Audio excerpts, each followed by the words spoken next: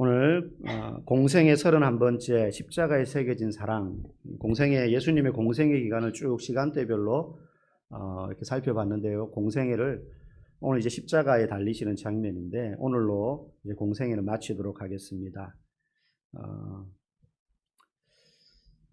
내년부터는 이제 목회서신을 주일날 강의를 할까 생각 중입니다. 기도 중이고요. 오늘로서 공생애는 마지막 시간인데요. 예수님이 왜 꼭 십자가에 죽으셨어야 했을까에 대한 사실 우리는 별 고민을 크게 안 하는 문제지만 일반 학자들 중에도 이런 문제로 고민을 하는 분들이 있습니다. 왜 예수님은 꼭 십자가에 죽으셨어야 됐을까? 그래서 성경을 모르는 사람들 중에도 이러저러한 분석을 내어놓습니다. 크게는 두 가지 이유 때문에 예수님은 안 죽어도 되는데 십자가에 달리셨다. 그래서 예수님은 다소 억울하게 죽으셨다. 그러니까 예수를 믿지 않는 사람들도 이제 연구를 하는 사람들은 그렇게 이야기합니다. 사실 예수님이 그 당시의 형법이라든지 뭐 이렇게 여러 가지 관계를 생각해 봤을 때 십자가에 달려 죽을 만한 죄를 범하거나 한 적이 없는 게 맞다. 그러니까 예수님은 좀 억울하게 재판받아서 돌아가셨다. 뭐 이런 이야기를 해요. 그러면 그럼에도 불구하고 왜 예수님은 십자가에 죽으셨을까? 그네들이 분석하는 게 첫 번째는 로마인들에게는 썩난 유대인들의 민심을 잠재울 희생양이 필요했다는 거죠. 그러니까 유대인들이 예수님이 공생애 사역을 하는 동안 일반 대중적인 유대인들 속에서도 예수님을 좋아하는 사람과 예수님을 싫어하는 사람들이 있었고 유대 사회의 지도층들, 제사장들, 바리새인들, 서기관들, 사두개인들 이런 사람들은 예수님을 대부분 싫어했죠. 또 이 지도층에 있는 사람들이 민심을 자극하는 겁니다. 더 부풀리기도 하고 왜곡시키기도 하고 저 사람이 모세 율법을 어겼다. 뭐 이런 식으로 이제 안식일을 어겼다. 막 이러면서 자극하니까 민심이 흉흉한 거죠. 그래서 그 민심을 잠재우기 위한 희생양 으로 예수님이 선택된 거다. 그래서 안 돌아가셔도 되는데 예수님이 돌아가신 거다. 이렇게 말하기도 합니다. 또 유대인들 입장에서는 자신들의 종교적인 기득권을 뺏기기 싫어서 예수님을 죽인 거죠.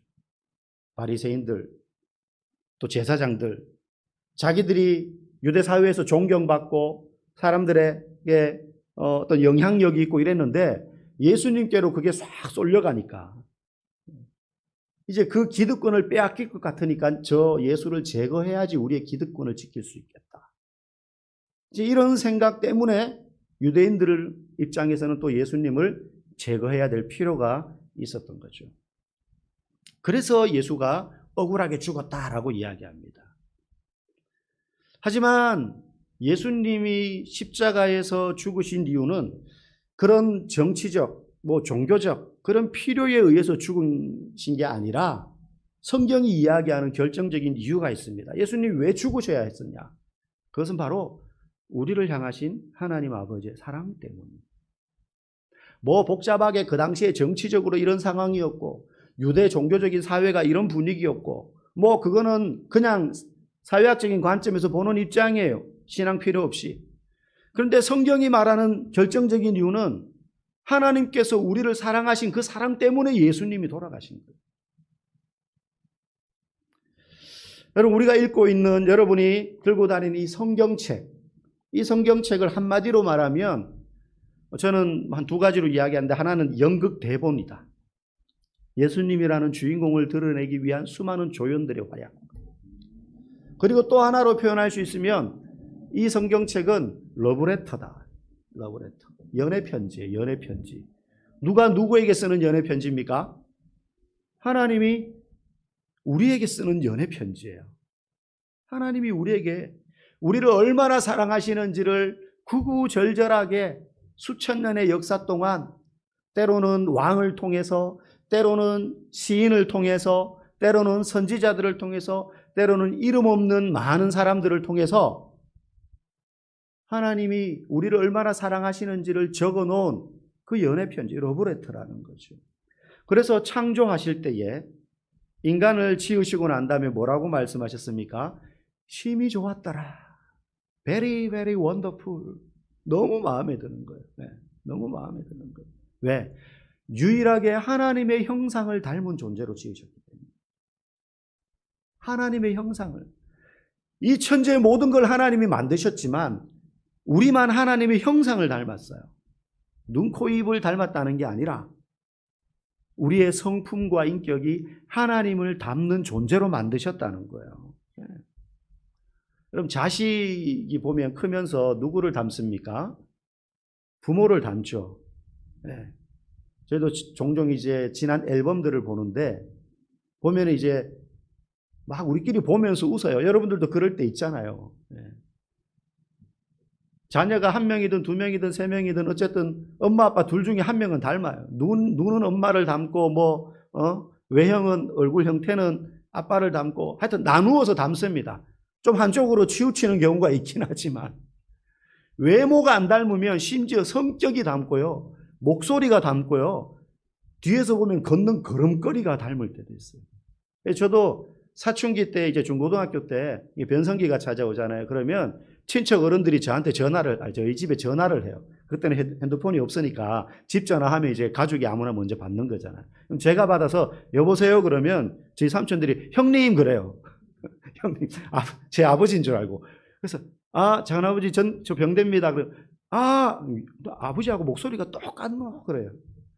이 뭐 닮으려고 연습해서 닮는 겁니까 목소리가? 그렇게 닮아가는 거예요. 형상을 닮은 거예요. 네. 우리가 하나님의 형상을 닮았다는 건 자식이 아버지를 닮는 것과 같다는 거죠. 그러니 하나님이 그렇게 만들어 놓으니까 얼마나 보기 좋아요. 얼마나 보기 좋아요. 나를 닮은 자녀, 나를 닮은 존재. 그렇게 하나님은 인간을 사랑하셨어요. 그래서 범죄함으로 하나님을 떠났지만 원래 법대로라면 그 죄 지은 인간을 죽여야 되지만 아담을 죽여야 되지만 사랑하시기 때문에 자신의 형상을 그 인간을 죄의 죽음으로부터 살려내기로 작정하셨어요. 그래서 구약에는 우리가 들어도 이해도 잘 안 되고 읽어도 별로 은혜도 안 되는 것 같은 수많은 제사 방법이 쫙 나오는 거예요. 이 짐승을 잡을 때는 염소를 잡을 때는 어떻게 하고 송아지를 잡을 때는 각을 뜨고 어떤 제사 때는 넙정 따리는 제사장에 주고 어떤 거는 가족 동네 사람들 모아가지고 잔치처럼 나눠 먹어야 되고 막 복잡하게 율법제도 제사제도를 쫙 주신 이유 그리고 수많은 선지자들을 통해서 예언서를 기록하게 하고 그렇게 하셨던 이유가 원래 죄 지은 법대로 하면 다 제사제도 이런 것도 필요 없이 다 벌받고 죽여야 되는데 자신의 형상으로 지은 존재이기 때문에 너무 사랑하셔서 살려내고자 그런 제사제도를 복잡하게 주신 거예요. 이걸 너희들이 귀찮고 힘들더라도 지켜야지 살 수 있다는 거예요. 너네를 죽여야 되는데 바치는 짐승을 대신 죽임으로 너희들을 살려주겠다는 거예요. 그리고 수많은 선지자들과 예언서를 통해서 회개하면 내가 살려줄게. 돌아오면 용서해 줄게. 이게요, 이 안에 경고가 들어있고 훈계가 들어있고 책망이 들어있지만 그 경고와 훈계와 책망 속에는 뭐가 들어있습니까? 그 밑에는 사랑이 있기 때문에 그래요. 사랑이 있기 때문에. 자식이 가출을 해가지고 그냥 막 편의점에서 먹을 거 훔쳐먹고 막 그러다가 경찰서에 잡혀갔어요. 사랑하지 않고 내놓은 자식, 너는 이제 내 자식이 아니야. 그러면 경찰서에서 누구 저기 선생님 내 아들이죠. 와서 데려가세요. 훈방 조치하겠습니다. 그러면 오늘부터 그 자식 내 자식 아닙니다. 안 데리러 갑니다. 진짜 자기 자식 아니라고 생각합니다. 그런데 자기 자식이니까 성질이 나도 씩씩거리면서 머리채 끄잡고 데리고 오더라도 찾으러 가는 거예요. 왜? 사랑하니까. 혼찌금을 내지만 사랑하니까 혼찌금 내지 진짜 사랑이 1도 없으면요 혼도 안 냅니다. 네 멋대로 살아라. 죄를 짓든 먹다가 그렇게 살다가 어디서 얼어 죽든 난 몰라. 이렇게 돼요. 사랑이 없으면. 하나님이 선지자들을 통해서 책망하시고 돌아와라. 안 그러면 가만히 안 둔다. 때로는 얼음장을 놓고 본보기를 보여주고 하셨던 이유는 사랑하기 때문에 우리들을. 그런데 구약의 이야기를 들어보면 어떻습니까? 지독스럽게 말을 안 들어요, 이스라엘 사람들이. 자기들에게 그런 메시지를 전하라고 보내어진 선지자들을 때려 죽이고요. 옥에 가두고요. 모함을 하고요. 조롱을 합니다. 그러다가 혼나죠. 그래도 또 잠깐 뉘우치는 것 같다가도 또 똑같이 원래 자리로 돌아가서 죄 지어요. 지독하게 말을 안 듣는 그들의 모습을 성경을 통해서 읽을 때마다 이게 내 모습이구나 하는 걸 우리는 깨닫게 됩니다. 결국 구약의 수많은 제사제도, 율법제도, 선지자들 이거 다 보내도 말 안 들으니까 신약에 와서 누구를 보내세요? 자기 아들을 보내는 거예요. 그래서 예수님께서 또 비유로 말씀을 하셨잖아요. 포도원의 주인이 소작인들에게 포도밭을 경작하라고 맡겨놓고 먼 외국으로 가서 이제 소출할 때가 돼가지고 종들을 보냈는데 이 소작농들이 어떻게 합니까? 종들 때려 죽이잖아요. 막 두들겨 패잖아요. 몇 번 보내도 계속 그런 취급을 하잖아요. 그래서 결국 이 포도원 주인이 누구를 보냅니까? 자기 아들을 보내잖아요. 내 아들은 이들이 존대할 거다. 받아들일 거다. 근데 그 아들을 어떻게 합니까? 이 아들이 상속자니까 때려 죽이면 이 포도밭이 우리께 되겠구나. 그게 예수님이 비유로 말씀하셨지만 그 구약의 하나님의 사랑의 이야기예요. 너희들이 그랬다는 것이죠. 그래서 결국 예수님이 실제 오시게 되어서 우리가 당해야 될 죄의 대가를 자기의 몸으로 지불하시기 위해서 십자가에 죽으신 것입니다. 그래서 십자가는 저주의 상징. 여러분 십자가는요. 지금은 교회마다 꼭대기에 십자가를 꽂아서 누구라도 밤에라도 네온 십자가를 보면 아 저기 교회구나 알지만 십자가가 교회의 상징이 된 게요. 처음부터 그랬던 게 아니에요. 우리가 초대교회 이야기하는 이 당시에는요. 교회가 세워졌지만 십자가를 교회의 상징으로 쓰지 않았습니다. 왜? 십자가는 저주의 상징이었거든요. 형틀이었어요. 그래서 그 당시에 십자가 교회를 의미하고 그리스도인들을 의미하는 그림, 상징은요. 배 모양, 방주 이런 거였어요. 비둘기 이런 게 교회를 상징하는 거였어요. 십자가는 저주의 상징이고 형틀이지만 사실 그 안에 흐르는 건 예수님의 사랑, 십자가에 새겨진 그 주님의 사랑. 오늘 본문에는 그 십자가의 사랑이 가슴에 새겨진 두 사람의 이야기가 나옵니다. 스쳐 지나가는 것 같지만 두 사람이 나와요. 지금 오늘 장면은 예수님이 십자가를 지고 가셔서 골고다 언덕에 이제 달리시는 장면이에요. 그래서 그 달리신 예수님을 보고 사람들이 막 조롱하는 이야기로 가득 찬 내용입니다. 그런데 그 내용 속에 한 줄씩 스쳐 지나가는 두 사람이 나와요. 첫 번째 누구냐? 시몬이라는 사람입니다. 우리 32절 같이 읽어보겠습니다. 나가다가 시몬이란 예수의 십자가를 억지로 지워가게 하였더라. 여기 보니까 시몬이라는 사람이 등장해요. 근데 이 사람이 예수님 대신 십자가를 지고 갑니다. 그런데 자기가 지려고 자원한 게 아니라 억지로 지게 한 거예요. 그러니까 자기는 십자가 질 생각이 없었어요. 거기 아마 예수님이 십자가를 고통스럽게 지고 가다가 여러 번 쓰러지는 장면이 다른 복음서에 보면 나오지 않습니까? 사람들이 막 밀치기도 하고 구경을 합니다. 골고다까지 가는 길은 예루살렘 성에서 재판받고 나오니까 그 번화가를 지나가야 돼요. 성 외곽까지. 수많은 사람들이 구경하는 거예요.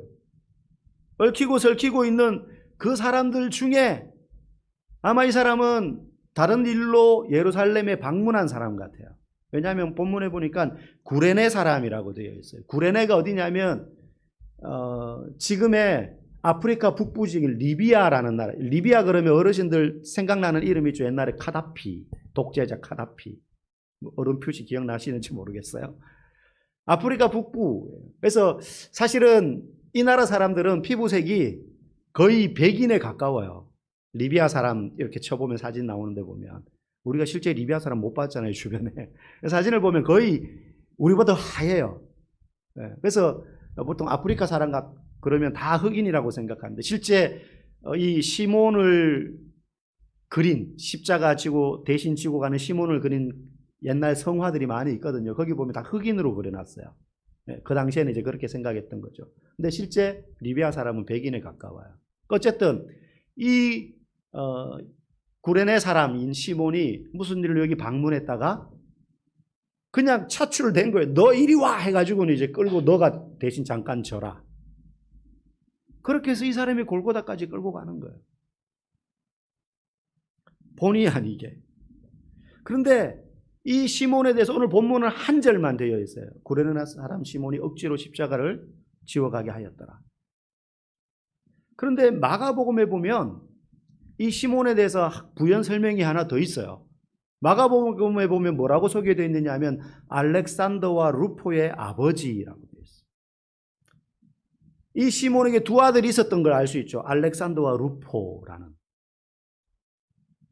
그런데 로마서에 가면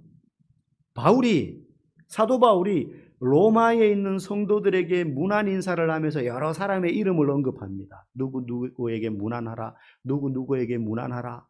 그때 뭐라고 이야기하느냐 하면 루포와 그 어머니에게 문안하라.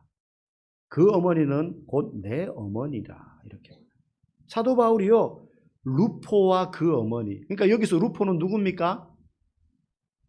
시몬의 아들. 아까 지금 여기 구레네 사람 시몬의 두 아들 알렉산더와 루포의 아버지라고 마가복음에 소개하잖아요. 그리고 로마서에 보니까 루포와 그 어머니. 그러니까 여기서 말하는 루포는 바로 이 시몬의 오늘 본문에 등장하는 십자가 대신 지고 간 이 시몬의 아들이고, 사도행전에 말하는 그 어머니는 이 시몬의 아내를 말하는 거죠. 예수님의 십자가 죽음으로부터 한 세대가 흘러서 이 시몬의 아들 루포는 대사도인 사도 바울이 문안 인사를 할 만큼 복음 안에 가까운 사람이었어요. 어쩌면 동역자였을지도 몰라요, 바울의. 그리고 이 시몬의 아내는 바울이 그는 곧 나의 어머니다라고 말할 정도로, 여러분 육신의 친어머니 말고 어머니라고 부르는 사람이 있습니까? 거의 없을 거예요. 근데 이 바울이 그는 곧 나의 어머니다. 진짜 엄마란 말이 아니라 영적인 의미에서 얼마나 신앙 안에서 밀접한 관계였는지를 알 수가 있죠. 시몬은요, 십자가의 의미도 모른 채 자기가 원하지도 않았지만 이 십자가를 강제로 끌고 가는 그런 일을 당했어요. 아마 그 순간에는 유쾌하지 않았을 거예요. 자기가 매일 십자가도 아니고 자기가 죄인도 아닌데 내가 왜 이 십자가를 들고 가야 되냐. 무거워서 유쾌하지 않았을 뿐만 아니라 그 당시에 십자가에 대해서 가지고 있는 사람들의 의미를 기억하면 굉장히 불쾌했을지도 몰라요. 하필 왜 내가.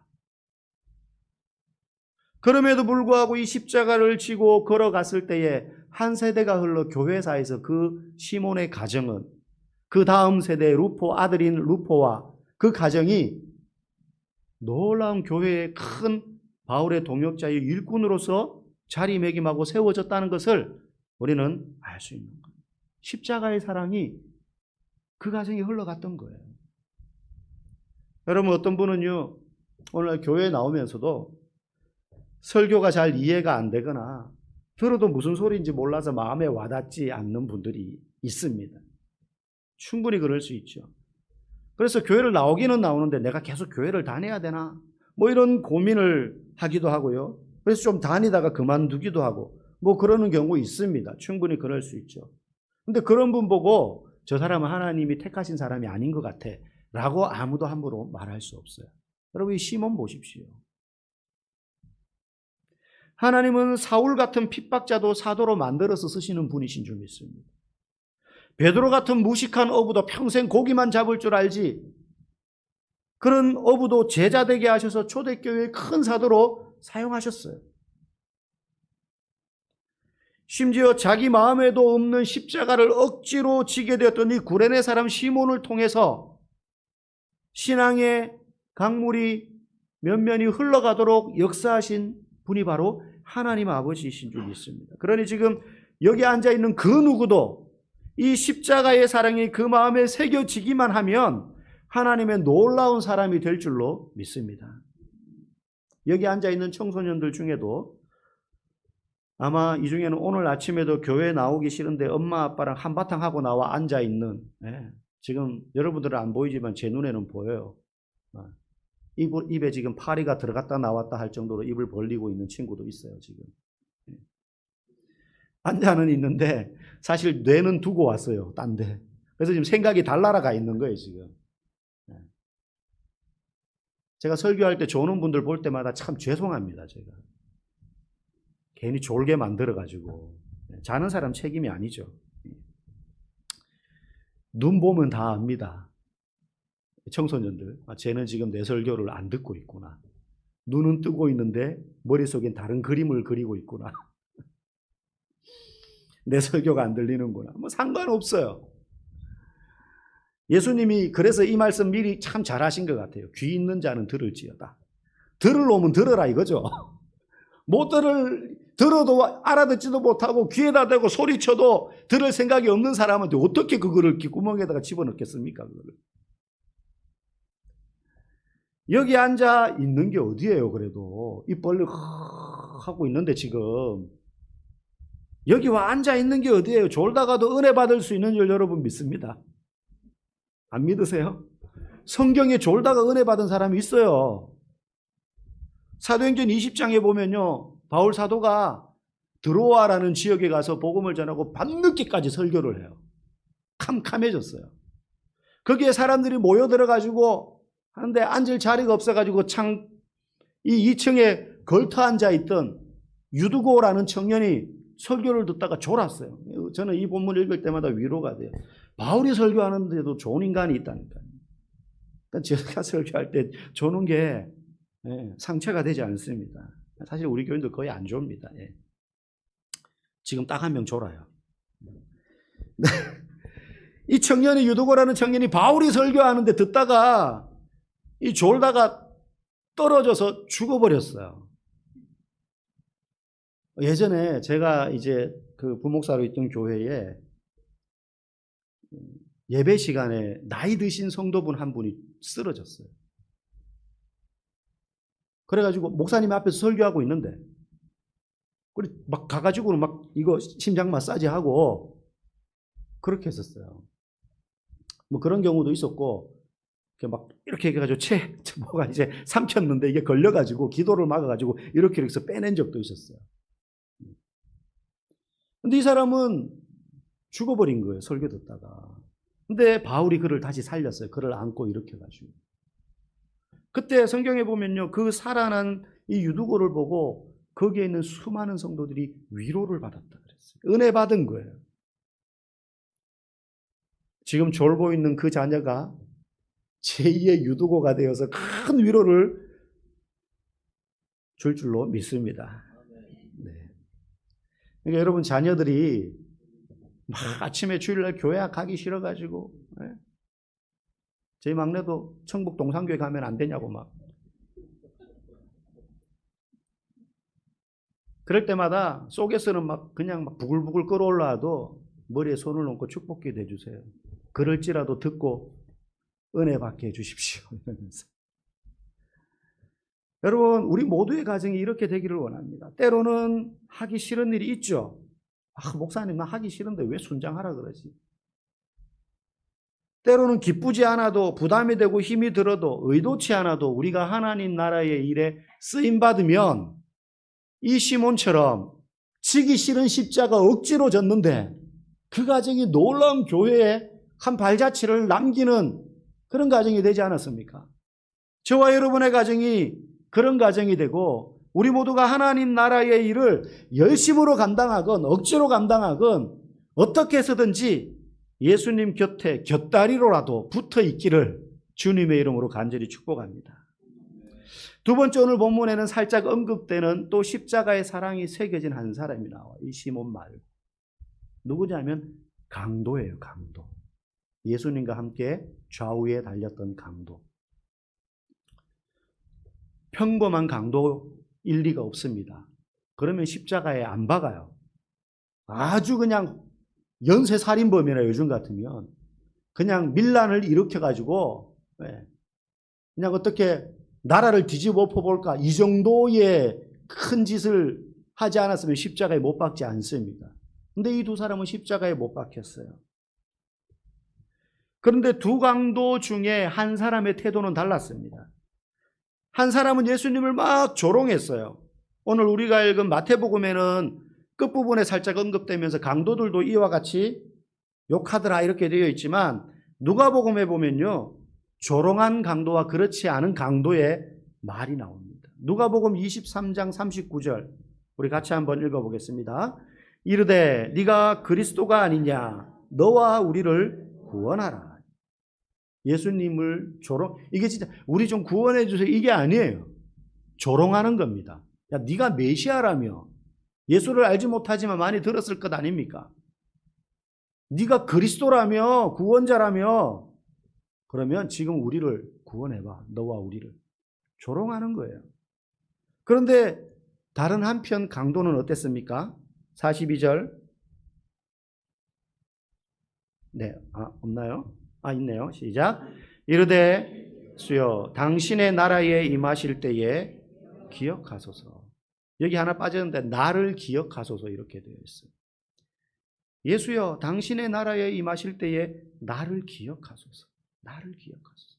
한 강도는 너와 나를 구원해봐라 네가 그리스도라며 하면서 조롱했지만 한 강도는 예수여 당신의 나라에 죽을 줄 아는 거예요.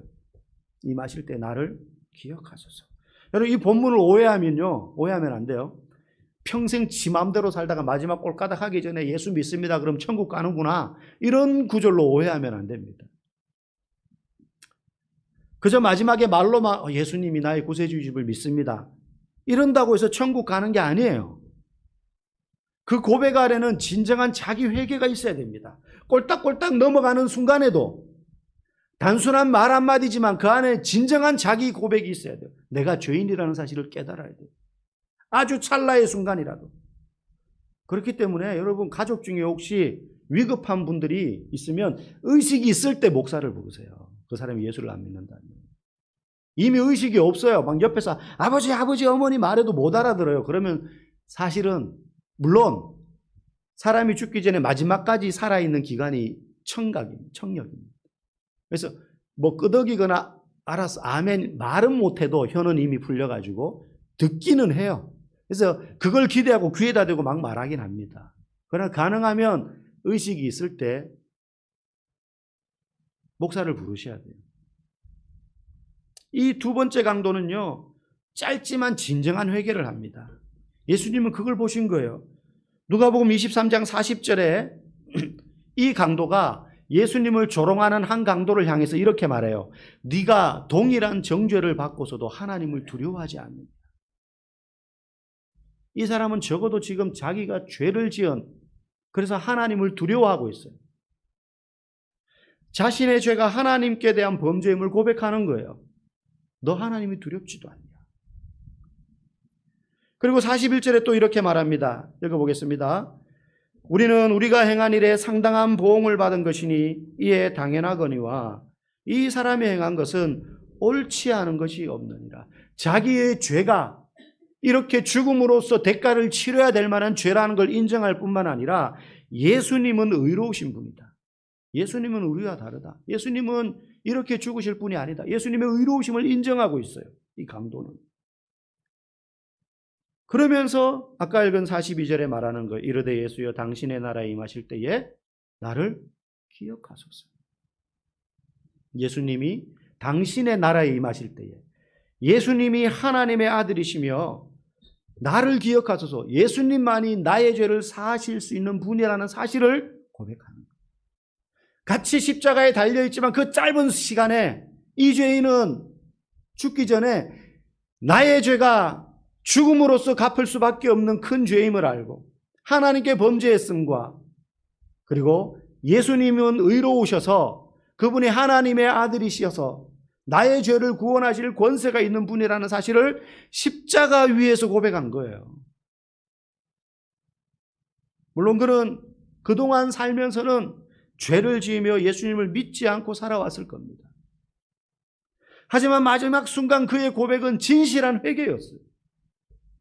살아온 시간이 예수님이 보시기에는 만족스럽지 않을 수 있지만, 더 잘 살았으면 좋았겠지만, 여러분 사실 예수님이 보실 때에 아름답고 만족스러운 인생을 살 만한 사람이 누가 있겠습니까? 예수님 앞에서. 사실 어쩌면 우리는 이 마지막 강도와 같은 처지의 사람들인지 모릅니다. 우리는 이미 구원을 받아서 여유롭게 설렁설렁 그렇게 이 세상을 즐기면서 살아갈 만한 사람들이 아니에요. 우리 모두는 구원받은 사람으로서 두렵고 떨리는 마음으로 매일매일 하루하루 치열하게 그 구원받은 자답게 살아가기 위해서 애를 써야 될 용서받은 죄인임을 여러분 믿으시기 바랍니다. 우리들이야말로 이 강도처럼 우리가 지은 죄로 인하여서 죽는 것이 당연한 사람들이에요.